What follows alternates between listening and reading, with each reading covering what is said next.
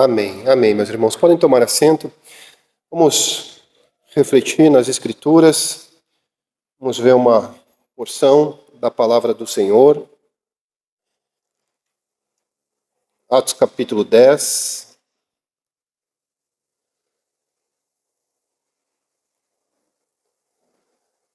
A narrativa ela é bem grande, não é? Do versículo 1 até o versículo 45. Mas deixa eu já informar para a igreja. Nós pregamos expositivamente, irmãos. Às vezes, pode dar a entender que a pregação expositiva refere-se a versículo. E pregação expositiva não necessariamente significa que nós pregamos versículo a versículo, ok? Pregação expositiva, nós pegamos a ideia central da porção, da sessão, ou da perícope, do recorte que nós chamamos, e nós, dentro dessa ideia central, nós vamos ministrando, anunciando. As referências têm que estar conectadas com a ideia central. Isso é pregação expositiva, ok? Se estiver desassociada com a ideia central, então não é pregação expositiva.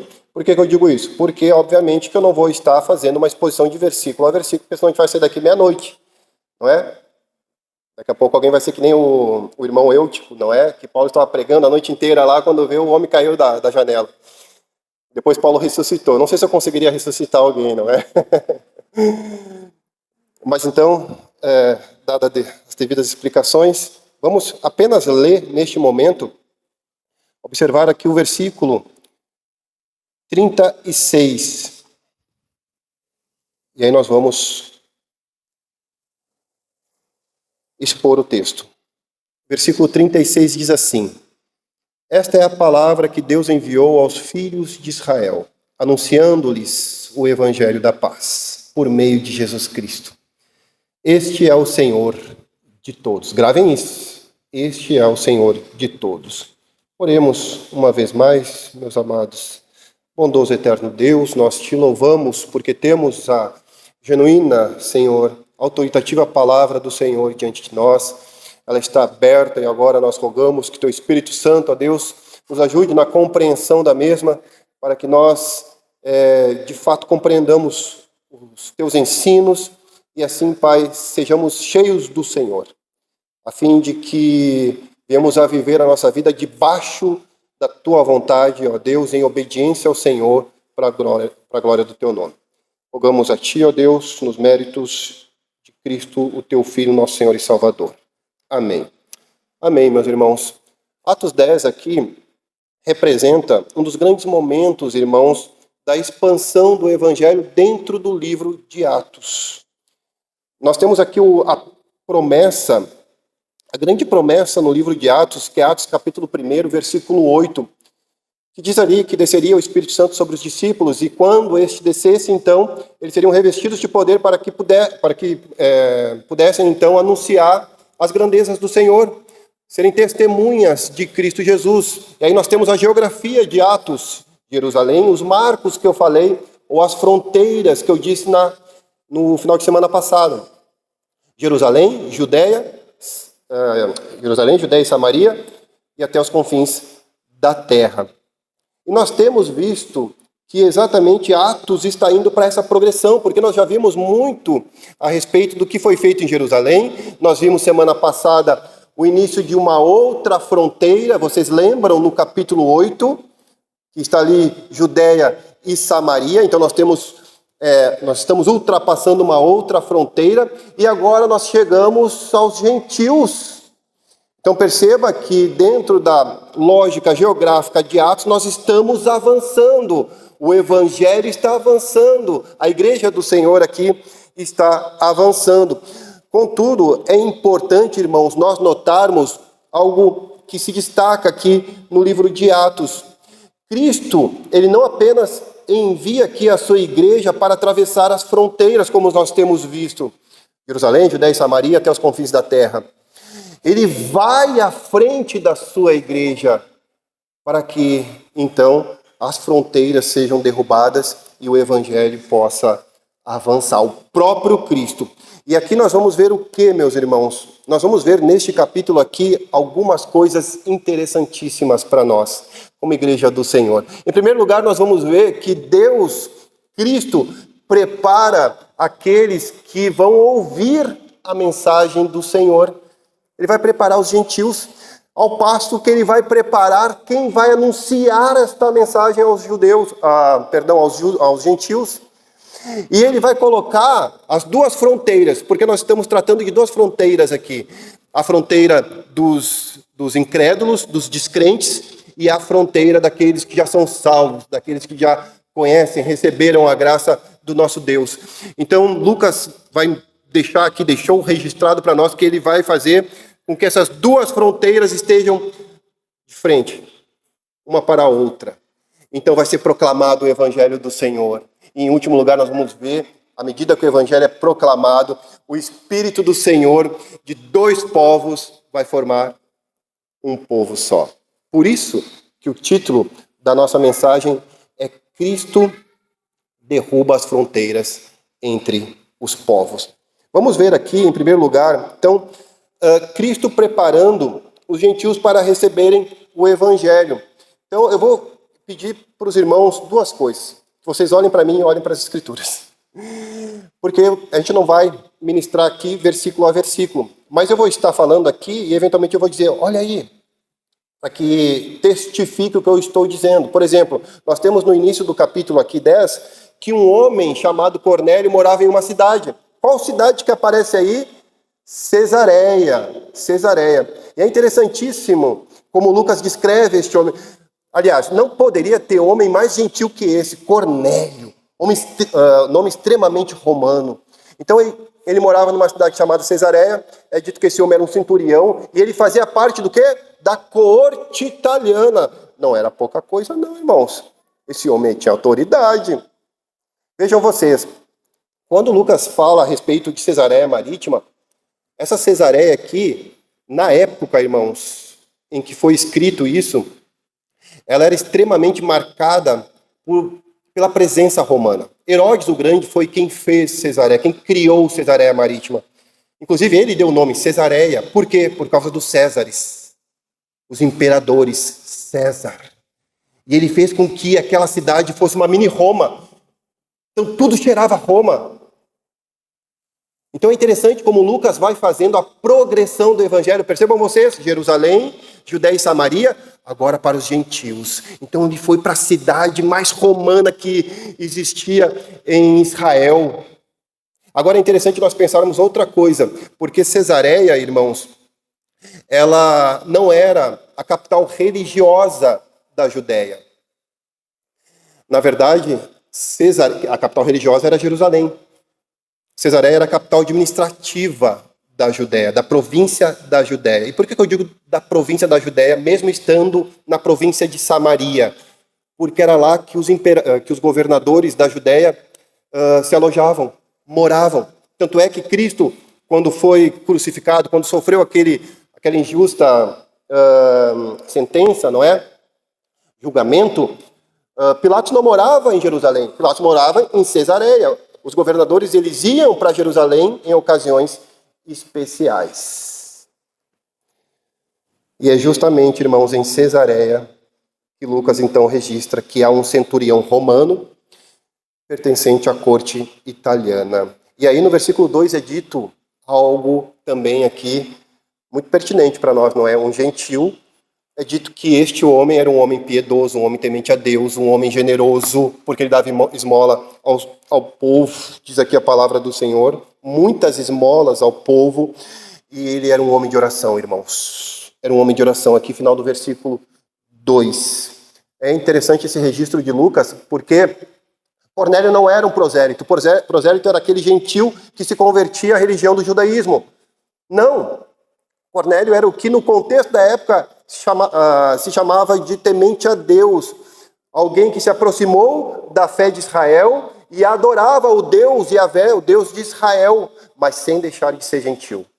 Ele continuava sendo gentil. Então isso é importante, esses dados, irmãos, porque faz mais sentido ou dá mais peso no que nós estamos tratando aqui, da expansão do Evangelho. Jerusalém, Judeia, Samaria e agora, portanto, os gentios. E tem outra questão interessante aqui, nessa primeira sessão que nós estamos vendo, Cristo preparando os gentios para ouvir do Evangelho, porque é dito aqui então que na hora nona, vocês lembram que hora é essa? A hora nona? Às 15 horas da tarde, 3 horas da tarde.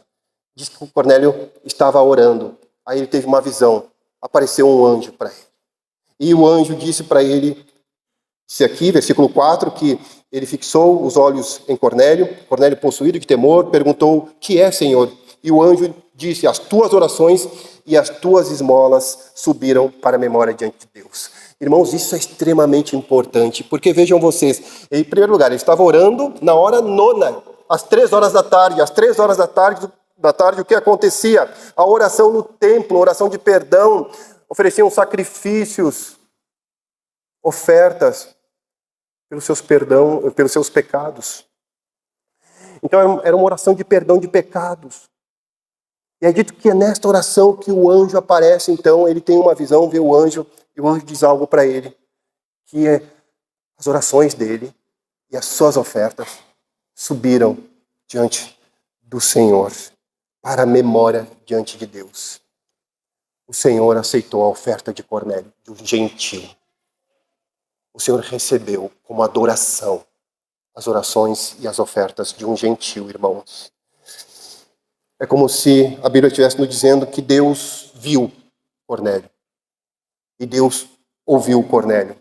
E Deus atendeu Cornélio. Mas perceba algo interessante, porque o anjo aparece para ele e diz para Cornélio na sequência: olha, Deus viu, ouviu as tuas orações, as tuas esmolas, em outras palavras, e elas subiram, não é, para a memória diante de Deus. Agora, o que tu tem que fazer, Cornélio? Agora tu vai lá para Jope, chama um homem de Deus, para que ele então venha até você, que ele vai te dizer algumas coisas. E Cornélio então chama os seus empregados, seus domésticos, diz aqui o versículo 7, versículo 8, chama um soldado piedoso, para que então, e envia eles para chamarem Pedro.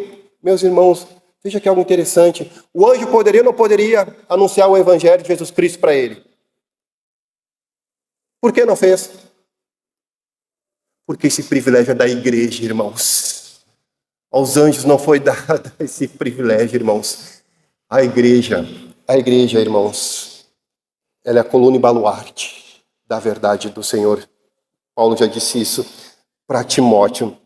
Então, o anjo diz isso para Cornélio, e Cornélio imediatamente envia homens até Jope. Jope fica a 60 quilômetros de Cesareia. Irmãos, percebam uma coisa. Nós vamos ver na sequência, já no versículo 9 aqui, que esses homens são enviados. No segundo dia, esses homens já estão perto de Pedro, perto da casa onde Pedro estava. E é dito que Pedro, então, ele sobe para um eirado com a finalidade de orar. Percebam vocês, irmãos, que Pedro nem sabia o que ia acontecer. Deus estava trabalhando, Cristo estava trabalhando paralelamente na vida do gentil e na vida daquele que ia anunciar o evangelho. Percebam vocês o que isso quer dizer para a igreja, irmãos. O que isso significa para a igreja. Que a missão, meus irmãos, a missão começa antes de nós. A missão começa com Deus. A missão começa com Deus.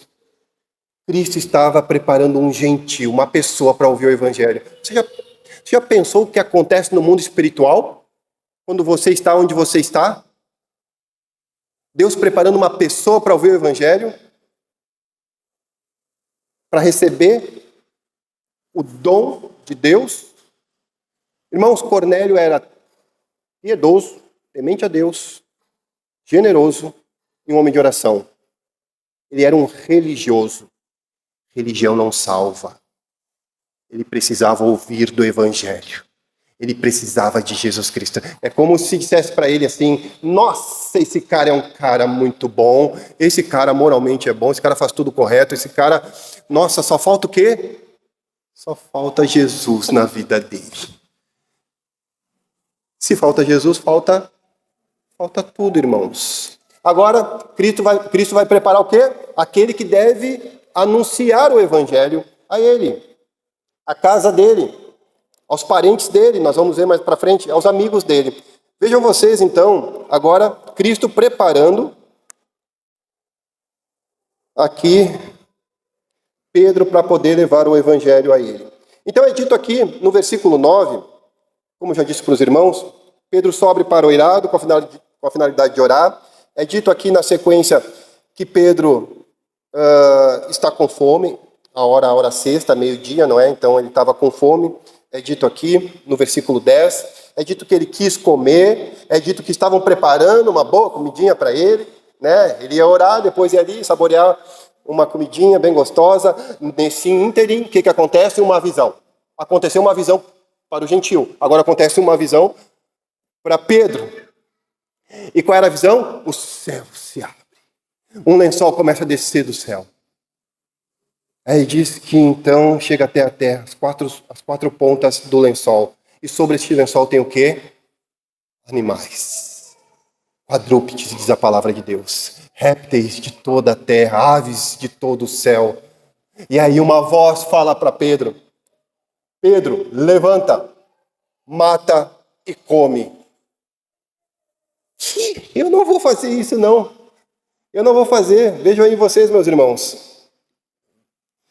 Versículo 13. E ouviu-se uma voz que se dirigia a ele: levanta-te, Pedro, mata e come. Mas Pedro replicou: de modo nenhum, Senhor, porque jamais comi coisa alguma comum e imunda. Aí perceba, irmãos, de novo a voz fala com ele. E agora a voz fala: ao que Deus purificou, Pedro, não consideres comum ou imundo, não é? E é dito aqui no versículo 16, meus irmãos, que isso se repetiu por quantas vezes? Por 3 vezes, meus irmãos, isso se repetiu. Ah, irmãos, como é difícil tirar a tradição de dentro do nosso coração, não é? Como é difícil tirar os costumes dentro do nosso coração, os preconceitos dentro do nosso coração. Por isso que há uma perseverança da parte do Senhor para que Pedro entenda a visão. Ele vai compreender em seguida a visão. Primeiro ele fica bastante perplexo, nós vamos ver aqui no versículo 17. Mas não condenemos, irmãos, Pedro antes da hora, porque o homem estava, na verdade, seguindo uma orientação do próprio Deus. Em Levítico capítulo 11, Deuteronômio capítulo 14, é dito para que eles não comam animais impuros, animais imundos.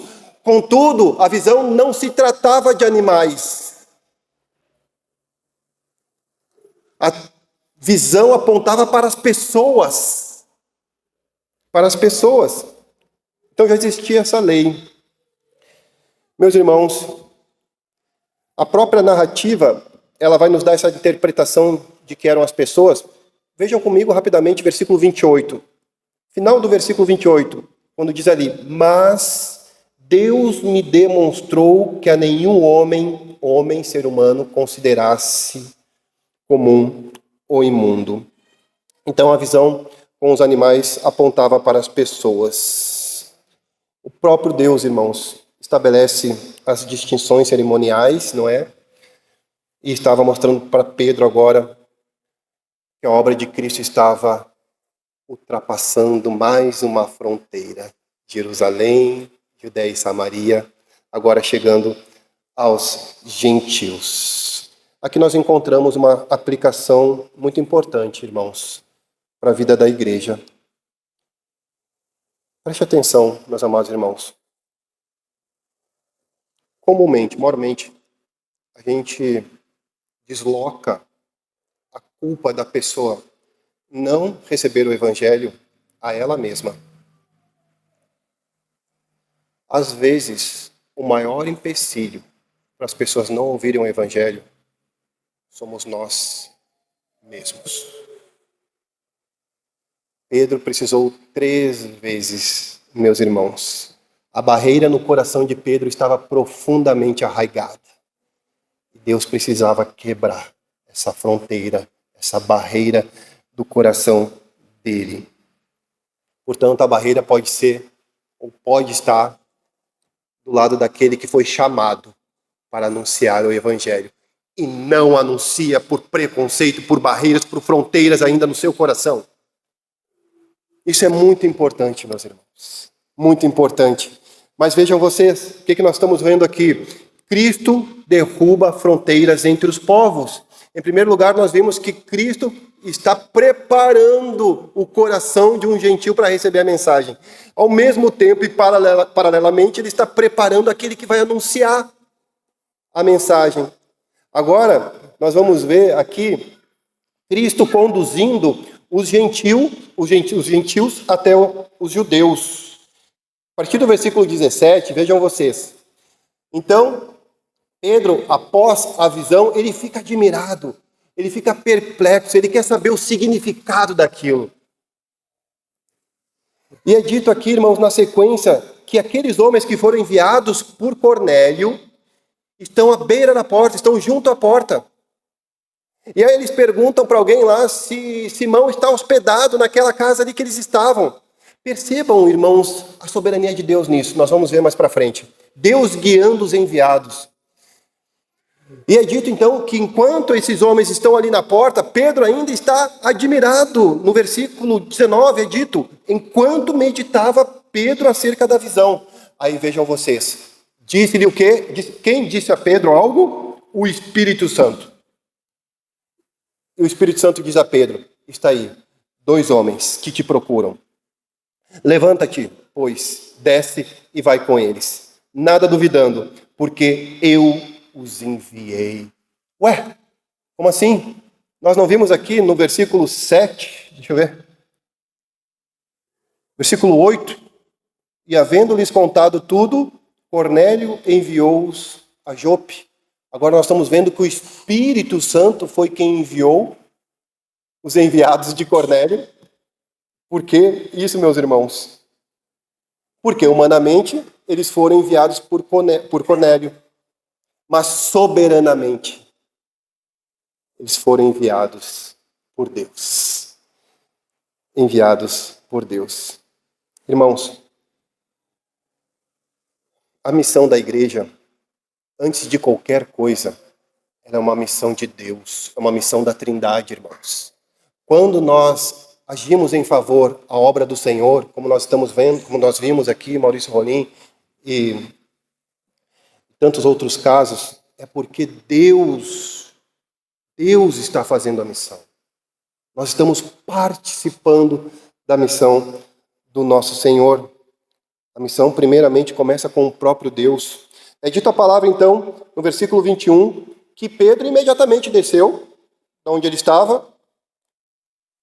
Então, ele pergunta para os homens, sou eu a quem buscais? E aí ele pergunta novamente, faz uma outra pergunta no caso, a que viestes?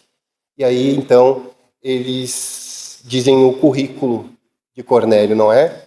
O centurião Cornélio, homem reto, temente a Deus, e tendo bom testemunho de toda a nação judaica, foi instruído por um santo ângelo para chamar-te à tua casa. Irmãos, aí o final é maravilhoso. Pedro foi chamado para a casa de Cornélio para ouvir as tuas palavras. O que será que se passou na cabeça de Pedro? O que será que ele ia dizer para aqueles homens? Tinha tanta coisa para dizer para aqueles homens, não é?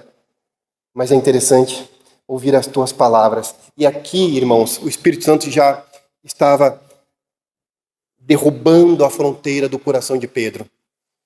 Porque é dito no versículo 23 que Pedro, que não era o dono da casa era Simão, o curtidor, a casa onde Pedro estava. É dito que Pedro convida-os para entrar e hospeda esses homens. Hospeda esses homens. Vejam, meus irmãos, que aqui Pedro já estava com o seu coração quebrantado. Aqui Pedro já havia entendido que não se tratava apenas de animais. E é interessante porque a gente, fazendo um link rápido aqui, no versículo 14, Pedro diz, De modo nenhum, Senhor. De modo nenhum. Jamais comi coisa alguma impura ou imunda. E agora ele está convidando gentios, irmãos, naquele contexto da época, nós vamos ver mais para frente, convidar um gentil para ser hospedado numa casa de judeu. Irmão, só se Cristo realmente havia feito uma transformação no coração desta pessoa. Agora veja, meus irmãos, algo interessante e uma aplicação para o coração da igreja. Perceba, nós estamos vendo agora a respeito de Cristo derrubando as fronteiras, como aconteceu ou está acontecendo no coração de Pedro. Porque Pedro entendeu a mensagem do Senhor. Meus irmãos, eu disse aqui na EBD anteriormente, o que na verdade, irmãos, é problemático para a igreja não são as referências das Escrituras que nós não entendemos, mas é o que nós entendemos claramente e não fazemos. Este é o problema, irmãos. Pedro estava com seu coração já mais amaciado. A fronteira estava sendo derrubada. Mas ele não parou por aí. Ele abriu a porta da casa dele, que não era dele, era de Simão, o curtidor. Ele agiu. Quantos de nós sabemos o que temos que fazer, porque as Escrituras são claras neste quesito, irmãos? Mas estamos com o coração fechado. Discursamos muito bem, falamos muito bem, mas não agimos, irmãos. Não abrimos a porta. Qual foi a última vez que hospedamos um irmão da igreja na sua casa? Quando foi a última vez, irmãos? Quando foi a última vez que nós convidamos um irmão para almoçar na nossa casa? Quanto mais um gentil, um incrédulo, um descrente, um colega de serviço, alguém. Quando foi? Pedro agiu, irmãos. Ele abriu as portas para receber os gentios. Agora, meus irmãos, o que nós vamos ver na sequência aqui da narrativa? Nós já vimos que Cristo prepara o coração dos gentios. Está preparando. Ao mesmo tempo, está preparando para que anunciem o evangelho aos gentios. Ele enviou os gentios até os judeus. E agora ele envia os judeus até os gentios. É isso que nós vamos ver aqui na parte B do versículo 23 até o versículo 33. Então vejam comigo, meus irmãos. O que acontece? Pedro hospeda aqueles homens e no dia seguinte eles pegam a estrada. Pegaram um Uber e foram para Cesareia. Os homens foram até Jope, agora estão voltando de Jope para Cesareia. E é dito então aqui que alguns irmãos de Jope acompanham Pedro. Nós temos a informação no capítulo 11, versículo 12, que foram 6 irmãos que acompanharam aqui Pedro.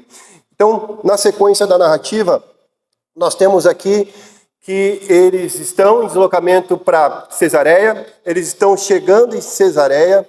É dito que Cornélio está esperando por eles. Veja a atitude, irmãos. Que bela atitude. Está esperando por Pedro, mas não está esperando sozinho.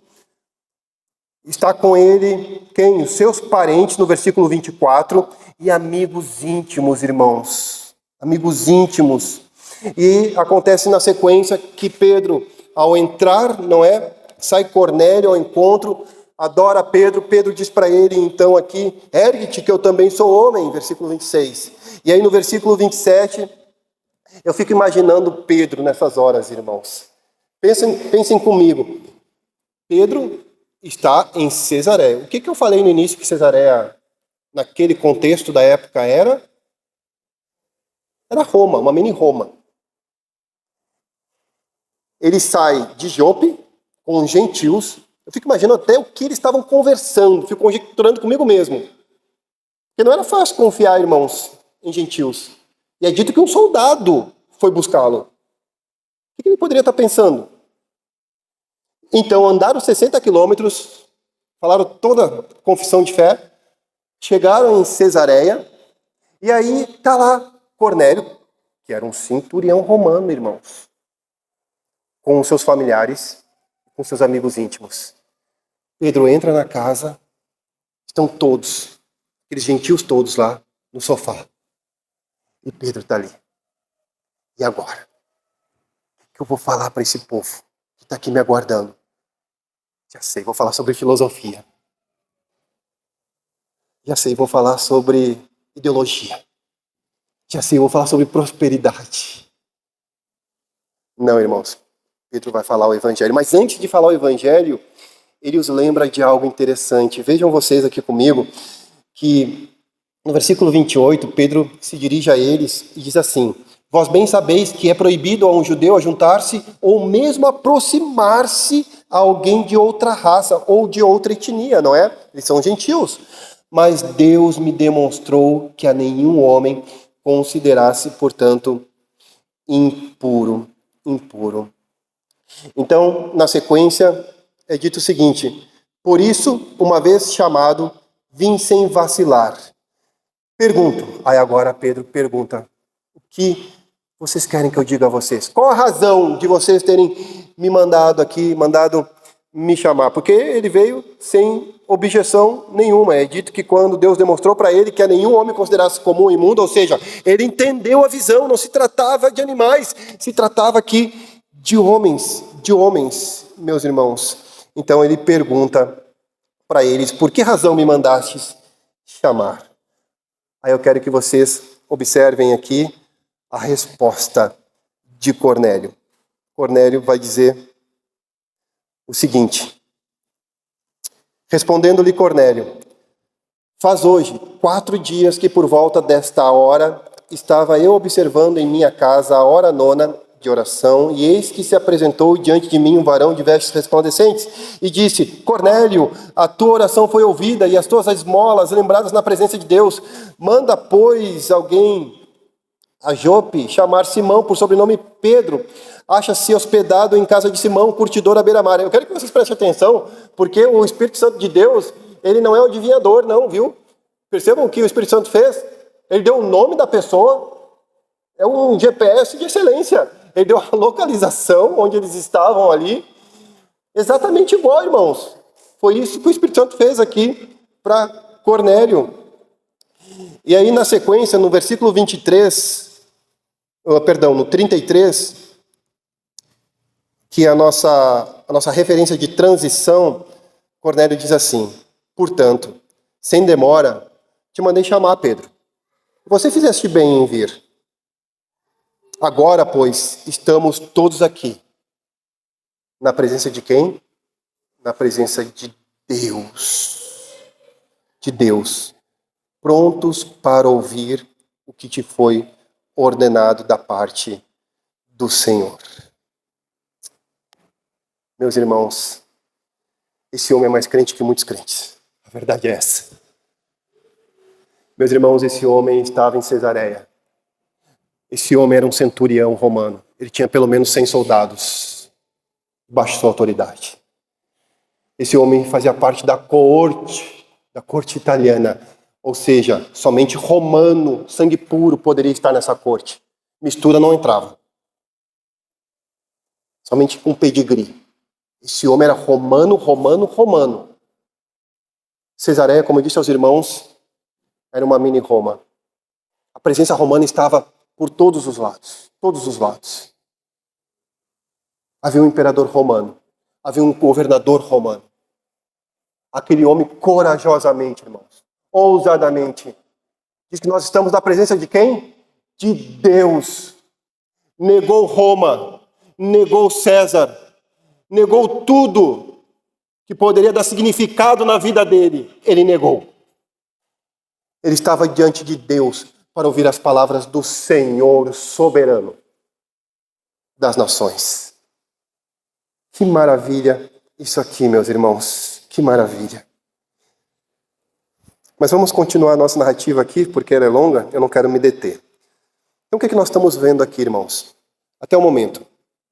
Cristo derruba fronteiras entre os povos. E tudo está se encaminhando para isso, percebam? Primeiro, Deus, Cristo preparando o coração dos gentios para receber a palavra. depois preparando o coração daquele que vai anunciar o evangelho. Ele envia os gentios para os judeus e envia os judeus para os gentios. Agora, irmãos, estas duas fronteiras estão na frente, de frente, não é aqui, uma da outra. Aquele que precisa ouvir do evangelho e aquele que tem o evangelho para anunciar.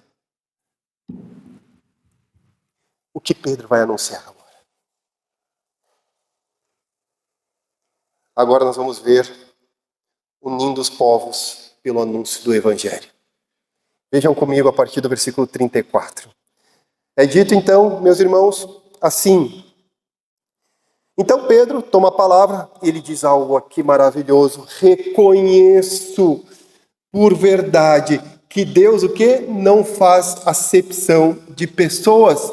Pelo contrário, em qualquer nação, aquele que o teme e faz o que é justo, ele é aceitável. Pelo contrário, em qualquer nação, aquele que o teme e faz o que é justo, lhe é aceitável. Esta é a palavra que Deus enviou aos filhos de Israel, anunciando-lhes o evangelho da paz por meio de Jesus Cristo. Este é o Senhor de todos. Maravilhoso aqui que nós estamos vendo. Pedro abre a sua boca. Ele diz, verdade, o Senhor não faz acepção de pessoas. Ele não faz. Irmãos, aqui agora caiu as escamas dos olhos de Pedro. Pedro aqui declara completamente sem dizer que ele entendeu, ele compreendeu a visão. Ele compreendeu o envio daqueles gentios até ele. Ele entendeu a viagem dele. Ele entendeu a ordem do Espírito Santo que disse a ele, vai com eles, porque eu os enviei. Ele entendeu tudo agora. Ele está na casa dos gentios. E aí ele diz isso, meus irmãos. Veja, interessante nós percebermos aqui que quando Pedro diz para ele que em qualquer nação, aquele que o teme e faz o que é justo lhe é aceitável, ele não está dizendo, irmãos, que nós podemos ser salvos pela nossa religiosidade. Não é isso que ele está dizendo aqui. Mas o que ele está significando é que nenhuma nação possui o privilégio étnico diante de Deus. Diante de Deus. E agora, então, ele diz que Jesus Cristo é o Senhor de quem? De todos. Ele reforça aquilo que já está no coração de Cornélio. Roma não é a senhora de todos. O imperador não é o Senhor de todos. Jesus Cristo, Ele é o Senhor de todos. Ele é o Senhor de todos. Pedro está em Cesareia, dizendo e anunciando que Cristo, Ele é o Senhor. Então, na sequência, nós vamos ver que Pedro, ele prega o que nós devemos pregar. Cristo Jesus. Vamos ver na sequência que diz assim, ainda no 36. Esta é a palavra que Deus enviou aos filhos de Israel, anunciando-lhes o evangelho da paz.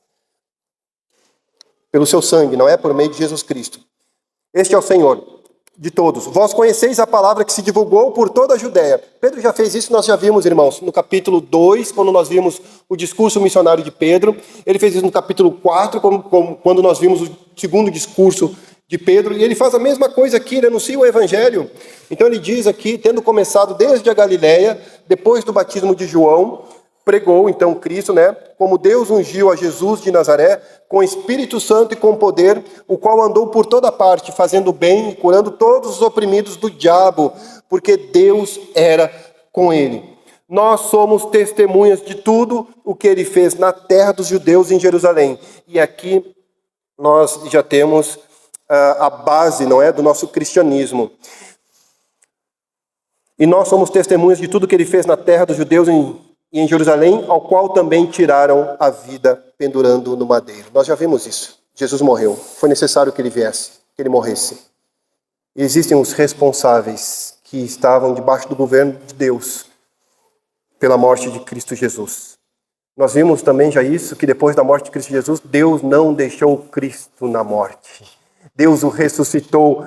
Pedro está pregando o evangelho, irmãos, a esses gentios. Versículo 40, a este ressuscitou Deus no terceiro dia e concedeu que fosse manifesto não a todo o povo, mas às testemunhas que foram anteriormente escolhidas por Deus, e isto é, a nós que comemos e bebemos com ele. Nós vimos isso também no primeiro capítulo de Atos, versículo 4.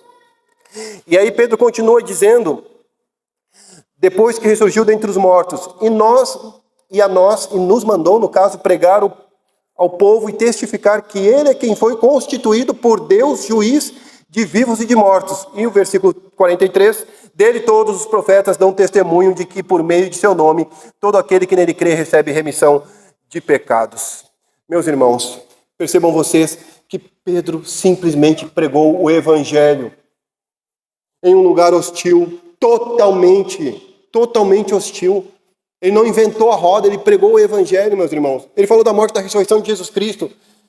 E ele não disse simplesmente, Jesus te ama, vai-te em paz. Quem sabe ele se compadece de vocês e vocês possam alcançar a misericórdia dele e a graça dele. Quem sabe vocês sejam alvos do amor dele. Jesus te ama, Jesus é contigo, Jesus tem um propósito para a tua vida. Isso é muito bom e muito belo, meus irmãos.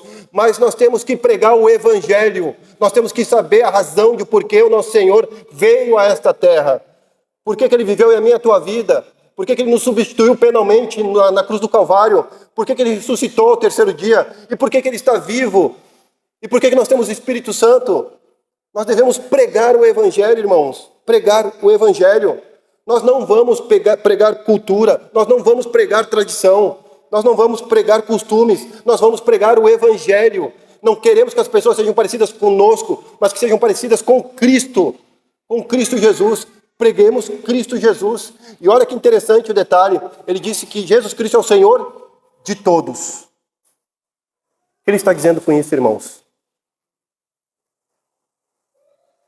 Que todas as nações, todas, estão debaixo do senhorio de Cristo Jesus.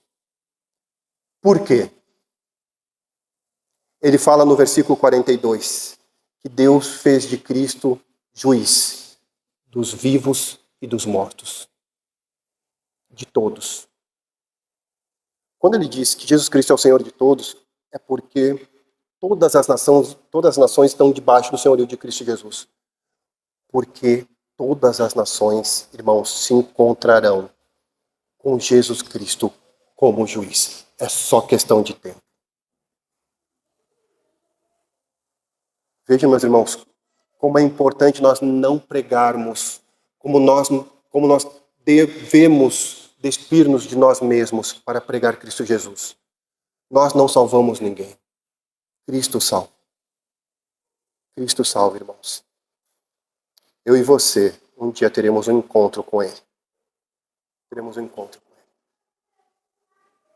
Agora perceba a graciosidade do Evangelho.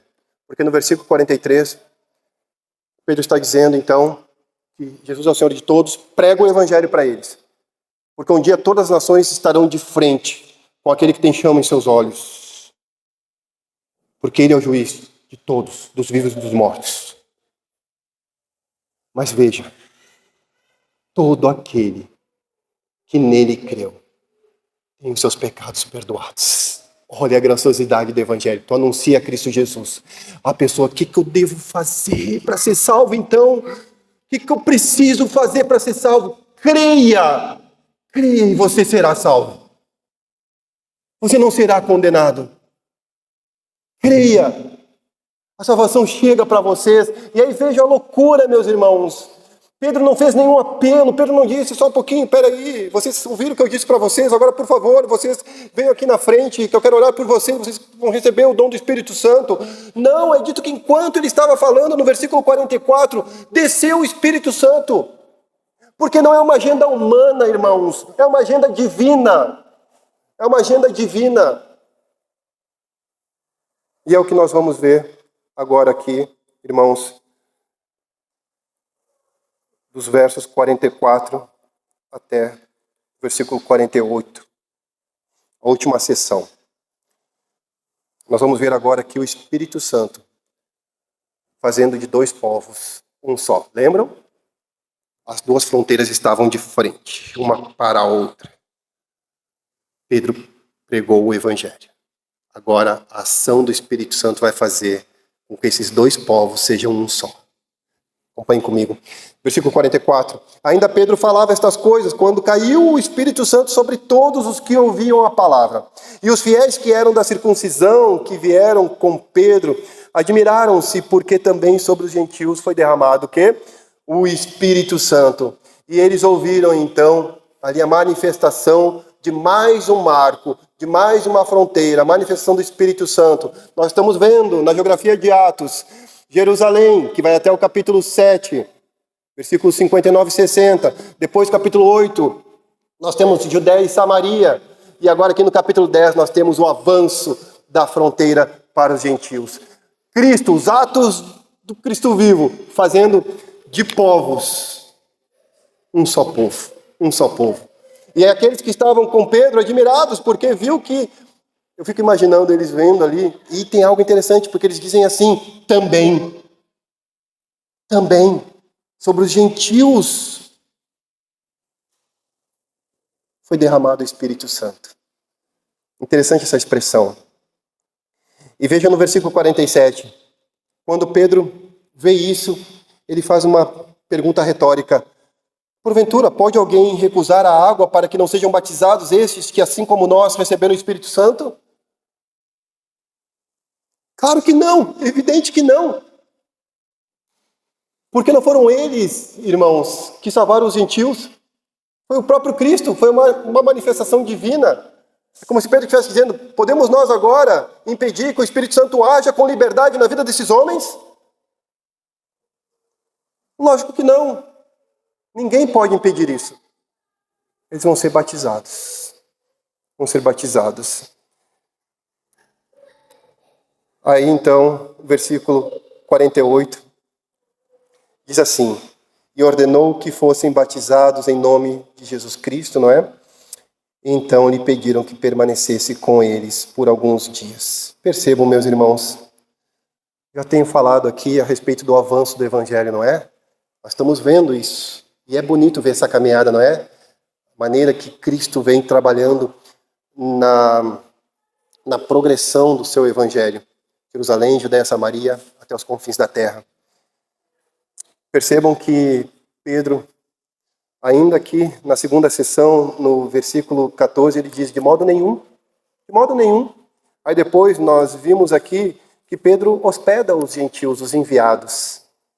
Agora, irmãos, são eles que pedem para que Pedro e os demais irmãos fiquem com eles. Um povo só, irmãos. Eu acho que a nossa igreja é uma boa elucidação a respeito do que nós estamos falando, né? Porque nós temos gente de tudo que é lugar aqui, não é? Tem pessoas de tudo de toda localidade aqui do Brasil. Mas um povo só, irmãos. Um povo só do Senhor.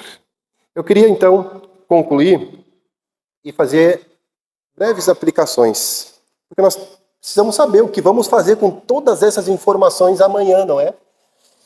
Mas concluindo, meus irmãos, Atos 10 nos mostra Cristo derrubando então fronteiras entre os povos.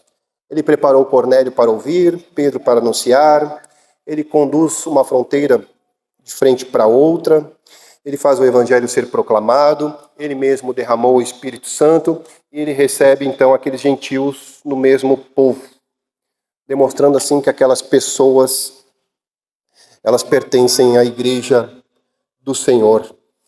A igreja não pertence a uma nação, irmãos. A igreja pertence a Cristo Jesus. Ela é formada por pessoas de todas as nações.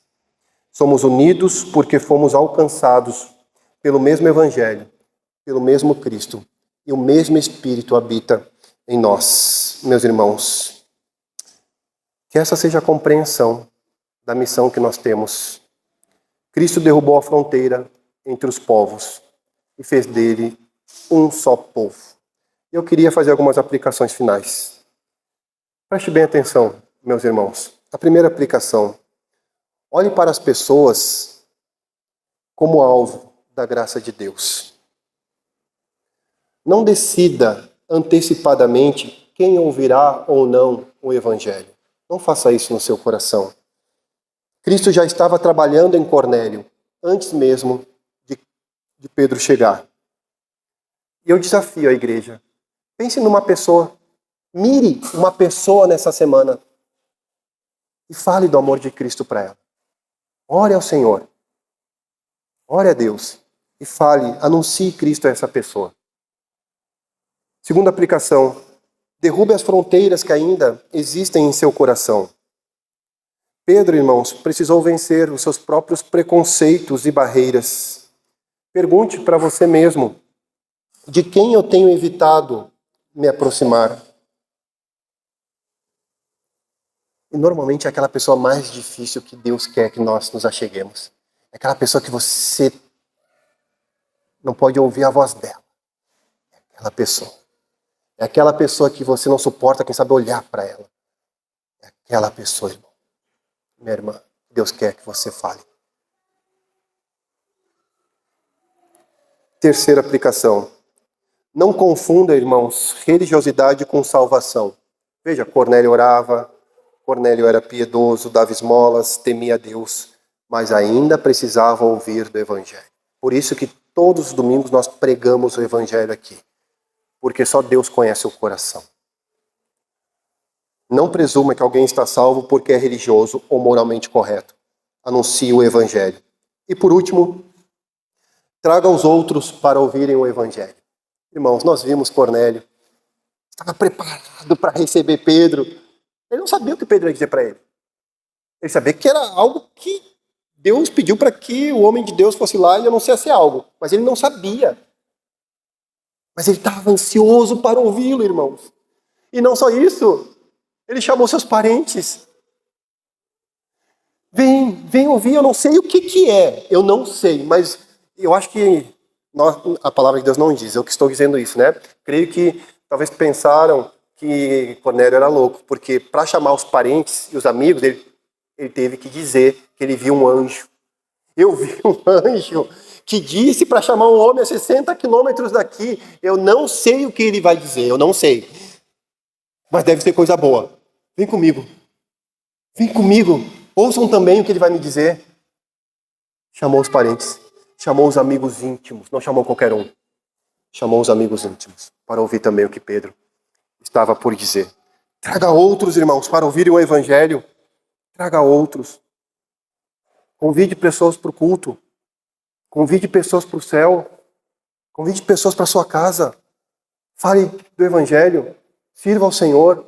Seja discípulo de Cristo Jesus. E assim nós estaremos fazendo a missão do nosso Senhor. Deus nos abençoe, meus irmãos. Vamos orar a Deus. Pai de amor, nós te louvamos. Nós te agradecemos, Senhor, pela tua palavra. Que é viva, que é eficaz, que penetra ao mais profundo do nosso coração. Se propício a nós, Pai, e nos ajude, ó Senhor, com aquilo que nós ouvimos, a colocar em prática, ó Deus, já quando sairmos daqui, Senhor, a pensarmos menos em nós e mais na glória do teu nome. Assim nós oramos, em nome e por amor de Jesus Cristo. Amém.